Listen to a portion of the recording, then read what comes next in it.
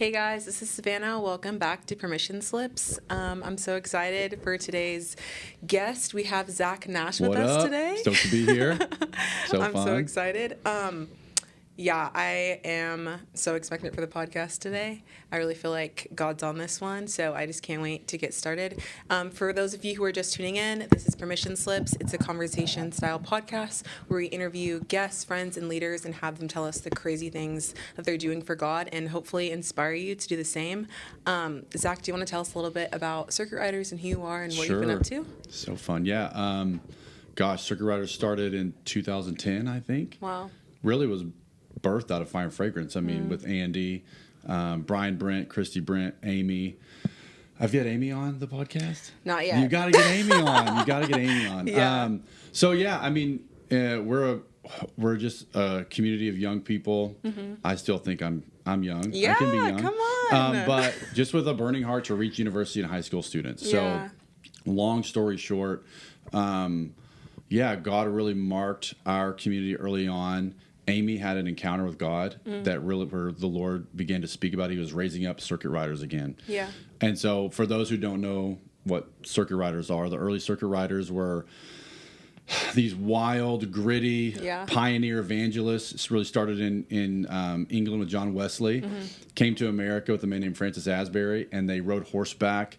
And they made circuits. They went from village or town to town, city to city, preaching the gospel on the frontier, and they did the craziest stuff for God. Yeah. So, it was, as the Lord was speaking about this, I think it was less about the name and it was more about the DNA that they carried, because they just had this grit or determination to carry the gospel across the nation. And so the Lord began to speak to that He was wanting to raise up those type of young people again. Yeah. And so, long story short, they ran the first school in Kona, Hawaii. I think it was in 2010 or 2011. And 300 came. God marked them, and they came to America, did a long-term outreach down in Orange County. Yeah. Really testing the waters to see, you hear stories, God doing things in different nations. And kind of the narrative then was, you could go to another nation and people wanted the gospel. America, people aren't hungry for the gospel. So really tested the waters and came to find that people were hungry for the gospel. Stories were crazy. I mean, testimonies of homeless people giving their life to Christ on a bus. One guy, I believe the story goes, he gave his life to Christ. He was sleeping on a roof. Gave his life to Christ on a bus. Someone was preaching the gospel. I believe he ended up going to do a YMDTS, become a missionary. Wow. So there's just stories like that. There's so many people giving their life to Christ. And from there, a team stayed long-term in Orange County. Sammy Rodriguez, Nick Brent, Chase Kofer, Lindy, some of the team. My wife was a part of it. And they started doing stuff on college campuses on the East Coast and the West Coast, just not really knowing many people, but just believing that God wanted to do something. And so kind of the catalyst moment was, there's a lot of them, but one of them was USC, called Launch Fest. Yeah. The team planned an event.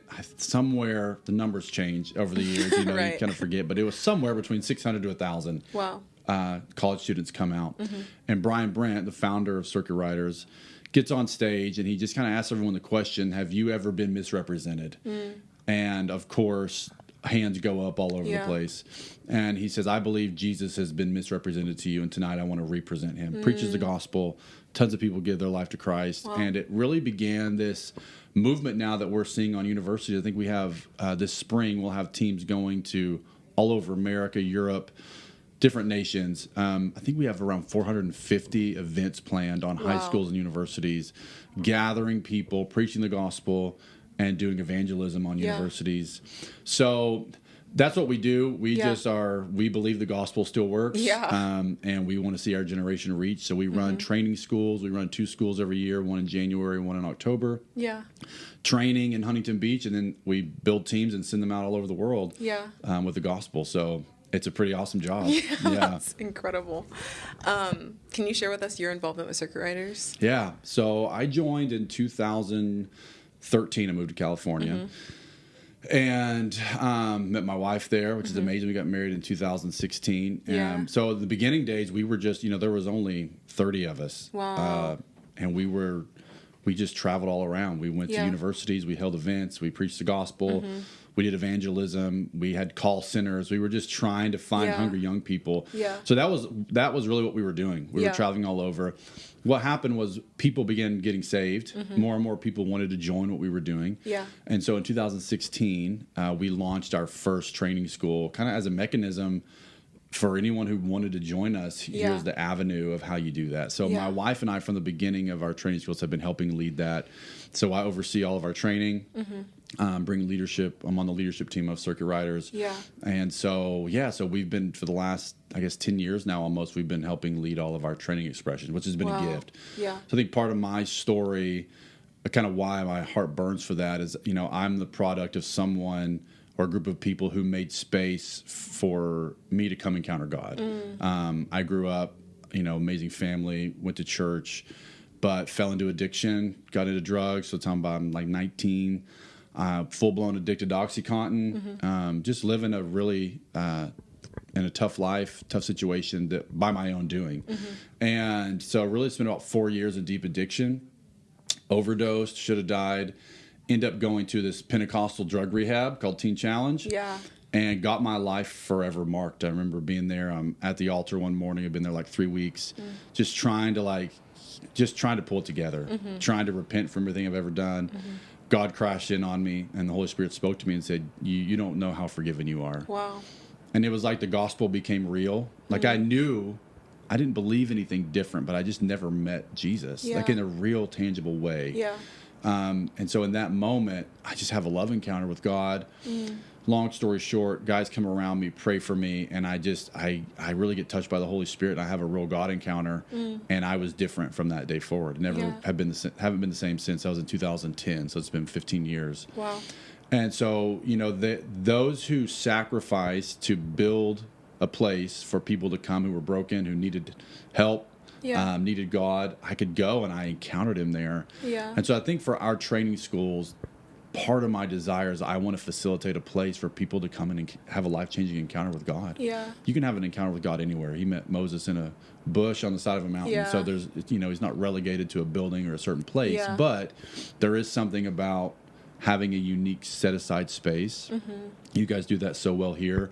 And so that's been part of my desire, is one, for people to encounter God, and two, for them to get trained and equipped to recognize their skill sets and to say, hey, you can leave your impact on the world.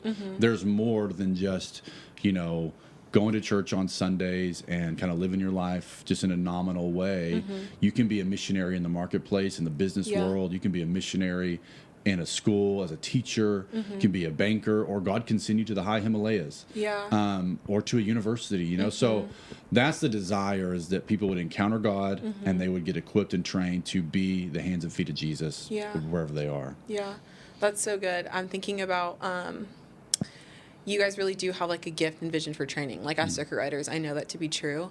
And I'm thinking about like even the tours that you guys go on, how even, on the college campuses that you're on, you're not just like seeing salvations, you're actually training up like young people, college students, to also preach the gospel. Like it's not just your guys' thing that you're doing, you're inviting people into the storyline of like, even like as a college student, you're doing what the Lord has called you to do, you're being obedient, you can still see salvations, you can still see God move. Like you guys really do carry a vision and a gift of training people. It's incredible. Yeah, credit to Brian Brent for that, and obviously Andy is in the same vein of like, it's just, they had this, specifically Brian, because he was with us there in Huntington Beach and really trained all of us.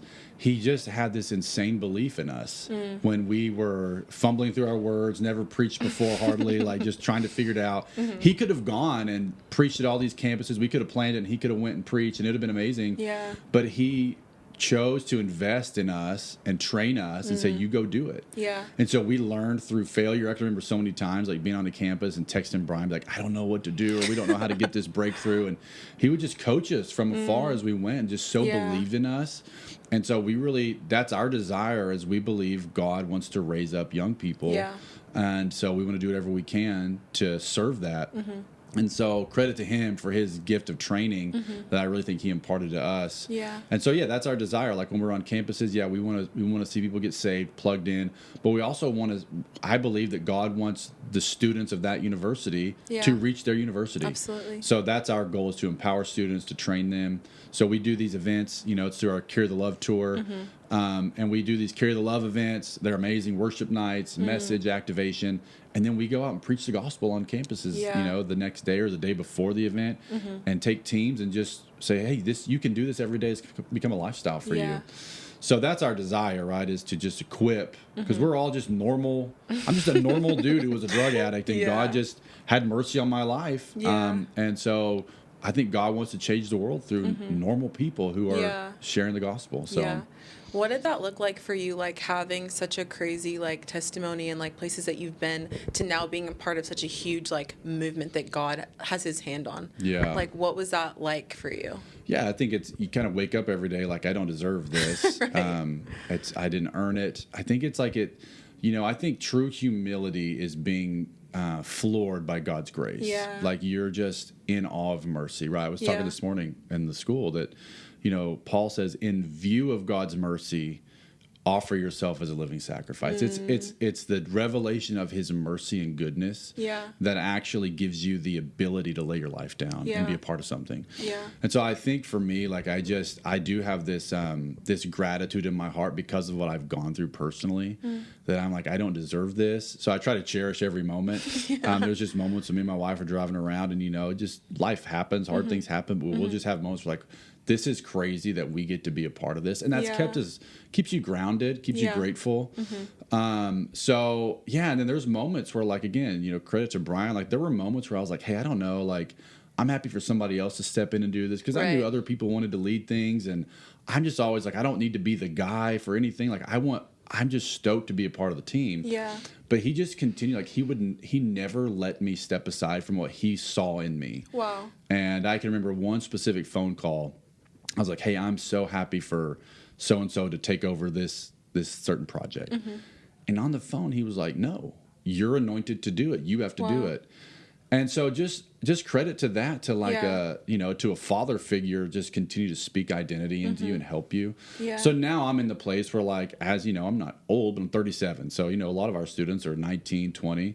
So I have the ability now to like look at those coming through and be like, hey, no, like, you're called. You're chosen. You're anointed for this. You can do it. So it's a gift to be able to do that now. Yeah. It sounds a lot like things that kind of happened to you. You were like, oh, I'm going to do this into others. Like making that space that you had where you got saved. Same thing. Like someone believed in you. You're like, I'm also going to believe in others. For sure. Like lots of multiplication. Yeah. I think that's the goal, right? Like I don't want to multiply myself. I want to multiply Jesus in people. Right. I want to see young people, old people, whoever we get to be around, but I want to see people equipped and trained to live like Jesus. And I'm on that journey too. So like even today we're talking about surrender, and I just was like, guys, I'm in this. Like this is like a daily thing that we're all in together. So it's not like, I've got all this figured out. I'm like, I'm living my life of surrender every day, and something, that maybe I thought I surrendered a year ago, God's bringing it back up. Is, hey, you got a fresh round of surrender today, So like that's a never-ending journey.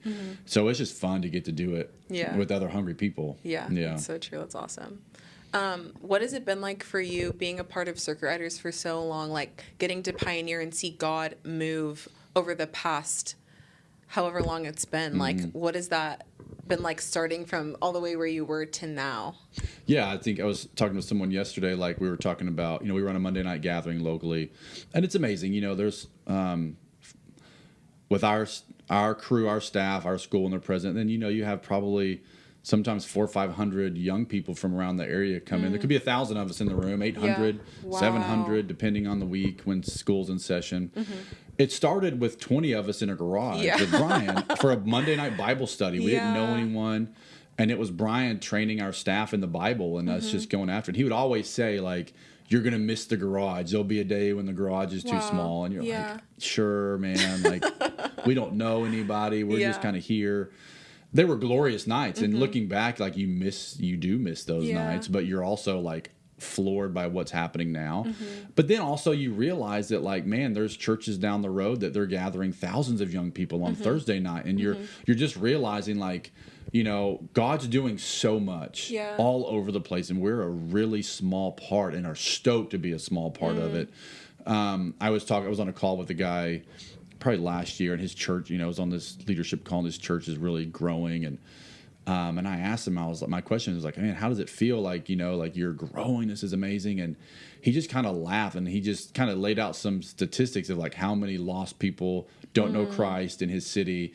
And he just like, man, we're nowhere near. Wow. Like, yeah, we're growing, but the need is massive. And I would just say that, like, yes, God is doing extraordinary things, but we see there's just so much more. So we're just pumped to be a part of what God's doing, and as long as he'll let us do it, So it has grown, it has evolved, and that's a gift. Like it's just, there's been no formula other than we're just really trying to follow God and do what he asks of us. Yeah. What does it look like over the years, like believing God for things and then seeing him do it, or even just like believing for things that haven't come to pass yet? Yeah. I mean, I think, right, like the life of faith is crazy. Yeah. You have moments where it's like divine interruptions and God breaks in and open doors happen, and you're like, whoa, this came out of nowhere. And then you have seasons where you're like, we're just hammering nails in the wood like Noah trying to build a boat for something we don't know when the rain's coming. Totally. So there's been those seasons, and God moves. It's like, what's crazy, it's like Brian's wife, Christy, right? She was sick for 38 years with Lyme's disease, and then in a moment she's healed. Yeah. So but we love to celebrate the healing, but then we're like, well, wow, there was a 38-year journey of sickness that led to that miracle. Yeah. And so I think, like, in the same way, like, God gives you vision, God gives you ideas, God gives you dreams, and sometimes it's like you see rapid fulfillment, and other times you're like, we're just chopping wood trying to get through. Yeah. And I think that's the life of faith. I think not every day's a mountaintop. Some seasons are valleys, but I think the goal is that I think the gift of God is not that you get blessing. The gift of God is you get God, right? And you're on the journey with him. You're co-laboring with him, following him. And so it gives you the ability to, when like you're not seeing the fruit of what you hope for, you're like, okay, God, I'm just following you. Right. You're my reward. Yeah. And we're doing this together. So well, that answered your question, but that's just, totally. That's so good. What's something that you feel like you've really like learned in all of this time of following the Lord, being a part of a missions movement? Like, what's something that you've learned over the years? That's a great question. Dependence on God. I think for me, I just know my natural propensity. I know my weaknesses. I know what I'm capable of, what I'm not capable of. And I think one thing the Lord's consistently brought me back to is it has required utter dependence on God. And that's a gift, but I think if I could do it in my own strength, then it wouldn't be a God dream, wouldn't be a God deal. Yeah. So I think that's one thing I've really learned is like dependence on him. And then as I've gotten older, dependence on others. I think early on, I'm like, I want to lead. I never had like this crazy selfish ambition. It's in there. Like we all have selfish ambition. I don't know that I was ever just like, I would never just mow people over to get what I wanted, but we all have that tendency to be like, ambition's good. It's selfish ambition that's not. But what I've found as I'm getting older and as more responsibility comes, I'm realizing like leadership is actually really difficult, and I need others. I need my friends, and then I've one, dependence on God, two, dependence on people and friends and other leaders and other giftings, and so like now I'm just like celebrating when people can step in. I'm like, please come and help me do this, or please take this on, or yes, do that. And so you begin to celebrate the gift of God in someone else. I think that is a liberating thing. Wow. So that would be maybe two things of dependence on God, and then really depending on your friends to help. Yeah. What's it been like relationally, like being a part of Circuit Riders for so long, like a lot of people joining, but also people leaving, and like the relationships of plowing and like going hard with people for like years? Yeah. What has that been like? I think it's awesome. I mean, to get to run after God with your best friends is amazing. But then it's also challenging because you're right. God calls people places. And we've had people recently who, like for example, like we've always opened up our house. We've had different staff live with us. So you get close to people, connected. They become like family. Yeah. And then God, we just had a gal who was lived with us for a long time and close to our family. We love. She got married and God called them somewhere else. And we're like, oh, but then I got to do their wedding and celebrate it. And so you get to celebrate and you love it. But then there is that part of like, man, then God calls people because we're in that space of like, whatever you say, we'll do. Right. So you do have to, you have to trust God, and you definitely, friends get sent all over the world. You celebrate it. And I just got to hang with a buddy here the other day who we're so close, and God sent him here. But it's like nothing ever changed, when you get together. But then on the flip side, those who stay, it's like it's such a gift that you get to run with your friends. Yeah. And so that's where I'm like, man, if you got solid friendships, you're like, God, whatever you ask us to do, we get to do it together. We're in. Like, just let us do it together. So try to hold on to it the best you can. Yeah. Yeah. Were there any hard seasons, like relationally, like plowing and like really going through hard seasons with people? Oh yeah, I mean, I think there's always relational tension at times. There's conflict. I think that's healthy, right? Like, I think early on you think like if there's conflict, it's bad, right? But I just think any relationship, there's going to be conflict. There's going to be challenges, and what I've found is that they've bonded us over the years, and so hard conversations that we have to have, and it's how we grow. It's how we learn. I think one guy says it best, like feedback is actually for your protection. Wow. And I think that's true. We've had to build that in our friendships because you have like your friend. So like you could be hanging out bonfire one night and then the next day one of your friends is your boss. Right. And so you gotta have to like, so it's like where there's like the lines blur between like community hangs and then like work. Right. And so it can be challenging, but it's actually strengthened our friendships in so many ways because we're doing the mission together, and you just have to learn how to like when you can turn off, and then when it's like we're work zone right now. Yeah. And so you just can't be afraid of those hard conversations. We've had to have them, not a ton, but there have been key moments where like, hey, this is a more difficult conversation. But I would say almost always it draws you closer together. Definitely there can be times where, it may take a little time to get back to normal because that was a little tough conversation. Yeah. But at the end of the day, everyone's heart is like, for the Lord, for each other. You just have to have mercy on people. Like, we just have no idea what everybody's going through. And it's easy for, if you're going through something tough and you don't talk to me one day, it's easy for me to be like, gosh, why wouldn't you say hi to me? What's going on? This is crazy. Like, you're just so rude. But then I didn't know that, like, you're going through a personal crisis and you just needed a friend, and I didn't say hi to you. Right. And so I just think we just have to know that everyone's going through stuff. Believe the best about each other. Right. Don't assume the worst. Assume the best. Ask questions. So we've learned, I mean, it's not always been easy. We've definitely avoided hard conversations for a long time. And then you have a backlog you got to have. So it just takes time. Yeah. Creating the culture. That's so true. I feel like working in missions is so like one of one. Like there's no thing like it. Yeah. It's not like 9 to 5 Monday through Friday, and it's not like one day a week. It's like no, like we live together, we work together, and we hang out. Totally. Especially when you got a school going, you got like so then you're just it's nonstop. You got pastoral needs. It's Saturday. You're just wanting to hang. Phone rings.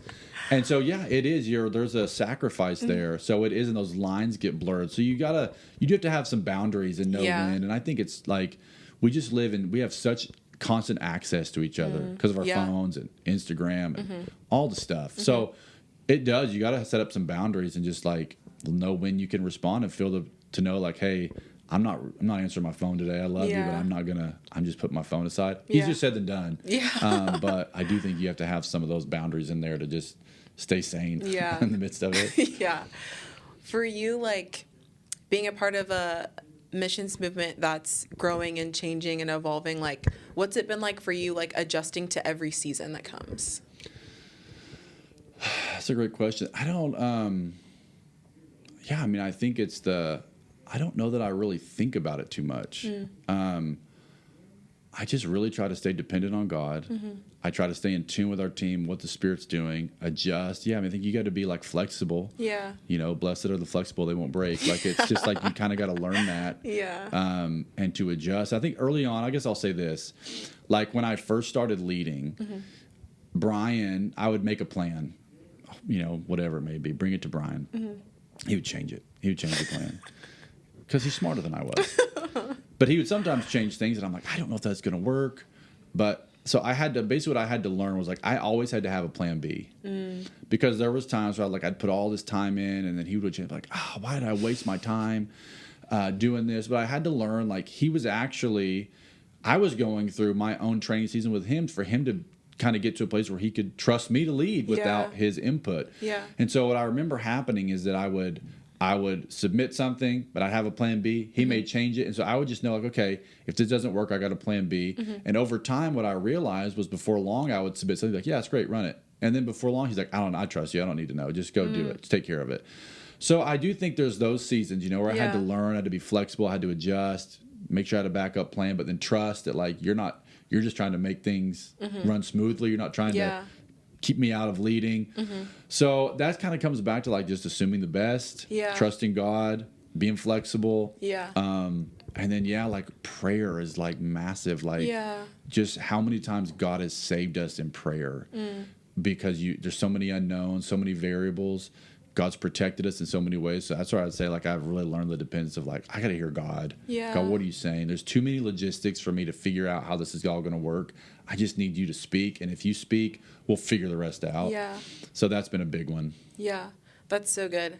I feel like Andy has told us so much, like, in our pioneering season of Fine Fragrance Nashville. He's like, you have to, like, accept that there's just going to be wet cement. Like, it's not going to harden, and you just have to keep going with how things go. And I feel like that's set expectation even for me and, like, everyone of, like, okay, like, nothing's going to be fully formed, and this is how it's going to be forever. Like, we have to accept that things are going to grow and change, and we're going to adjust, and things are going to continue to shift, but, like, that's okay. Like, movements move. So there's a fluidity to it. And so it's kind of like not everyone is created or made to live in that environment. That's great. Like, not everyone should, and not everyone's meant to, and movements change and things get established. And so, there's different seasons. So that's where it's like, it's just that learning to hear God's voice, move with the Spirit, relinquish control, right? We all just love to be able to know the outcome. And so the best fire ability, it's just open-handed. But as, then you set rhythms, things get more established, and then you never know when God says, hey, burn it down. Let's do this instead. You're like, what? So, it's real. So true. What would your, like, permission slip be to a generation that's looking to just be obedient to what God's saying? I just don't think you'll ever regret full surrender. You'll never regret giving your yes to what Jesus is asking you. We only have one life we get to live here on this side of eternity, to leave an impact, to leave a mark. So I would just say, don't settle. Like, don't settle for 50% of your calling. Don't settle for weak prayers. Don't settle for small dreams. Like, it's kind of go big or go home. Like, give your full yes to Jesus and trust in he's reliable. And I think that's, like, what I would say is, like, God's reliable, and you're going to make mistakes. There's going to be setbacks. There's going to be challenges. The lie is that if I incorporate Jesus into my life, everything gets easier. It gets better. It doesn't get easier. So I'm like, just because there's challenges, just because there's setbacks, that doesn't mean you retreat. It means you, like, lean in. So I would just say, give your full yes and don't settle. Whatever that means in your life, that could mean different things for everyone. Everyone's in a different season, different place. But full surrender, just full steam ahead. That'd be my encouragement. That's so good. Thank you so much, Zach. This was incredible. So fun. Thanks for having me on. You guys are amazing. Awesome. Well, thanks, guys. That's the episode for tonight, and we'll see you later. Be blessed.